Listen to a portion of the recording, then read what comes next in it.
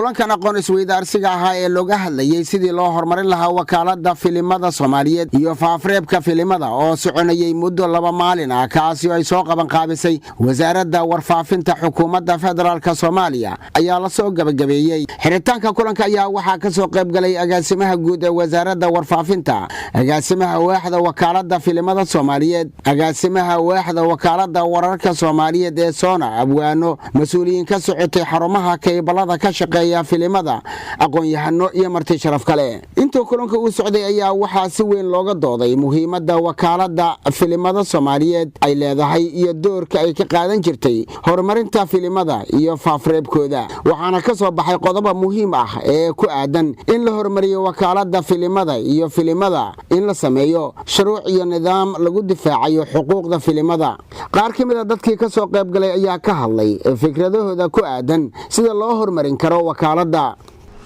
marka wakaalada filimada markii la asaasay wakaaladu waxay bilowday inay ka shaqeyso wax soo saarka filimada iyo maxaa la yiraahdaa sawirada waxay keedinaysay dhaqanka iyo hidaha Soomaaliyeed waxay soo saaraysay filimada ugu horeysay oo ahaa warkii dalka oo laga dhigi jiray sinimooyinka qaarkeed ma daawan kadib waxa ay wakaalada inay bilowday soo saar filimo qodobka koowaad sidee loogu tayeyn karaa filimada Soomaaliyeed oo loo kaaftoomo aflaanta ka mulki ahaan raayigayga wuxuu yahay sheekooyinka inta hadda wax oo xiisooyinka u yeela waxay tahay directorada in la helo director tayo leh af Soomaaliga ah waxa isleeyahay haddii la sameeyo oo bulshada wacyigelin loo sameeyo filimada ay ku baxaan af Soomaali ay ku baxaan filimada musalsalaadka ah inta badan dumarka ay aad u jecel yihiin in af Soomaali ahaan looga dhigo agaasimaha waaxda wakaalada filimada Soomaaliyeed Saalax Shira Shabeel ayaa ka hadlay wax qabadka wakaalada filimada Soomaaliyeed filimaan badan bay wakaaladu filimadu ay soo saartay waxa kamid ahaa Daniya Xarago iyo kii sayidka oo qaarna lagu soo jilay dalka Hindiya marka filimadu waxay ka qayb qaadan jireen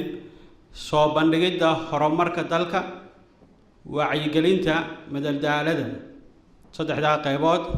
ayay ka qayb qaadan jireen agaasimaha guud ee wasaaradda warfaafinta xukuumadda federaalka Soomaaliya Cabdiraxmaan Yuusuf Sheekh Al-Cadaala oo soo xiray kulanka ayaa sheegay in la dhaqan gelin doono qodobada ka soo baxay kulanka aad u timaadeen talooyinkiina iyo fikradihiina inaad nagu beeriseen wax badan aan ka kororsanay waa la qoray xogta halkan muxuu ahaa aad ku bixiseen qaybo badan oo kamid ah ayaga qoraal bay nagu soo gaareen qaybana waan u joognay waana runtii qayb kamid ah dadaalka loogu jiro in dalkeena dib loo dhiso qarannimadeena dib loo yagleelo si ku salaysan wax wada lahaansho ay dadkeenu wax wada leeyihiin taasa marka salo ahayd in muxuu ahaa wasaaraddu ay dalabto in halkan aad timaadaan talooyinkiina iyo fikradihiina aad bixisaan ku dhawaad 30 sano kadib wasaaradda ayaa qaadayso tilaabo dib boorka looga jafayo wakaalada filimada Soomaaliyeed iyadoo wasaaradda ay diyaarinayso sharciga copyright-ka Soomaaliya Muuse Cismaan Abtow telefishinka qaranka Soomaaliyeed Muqdisho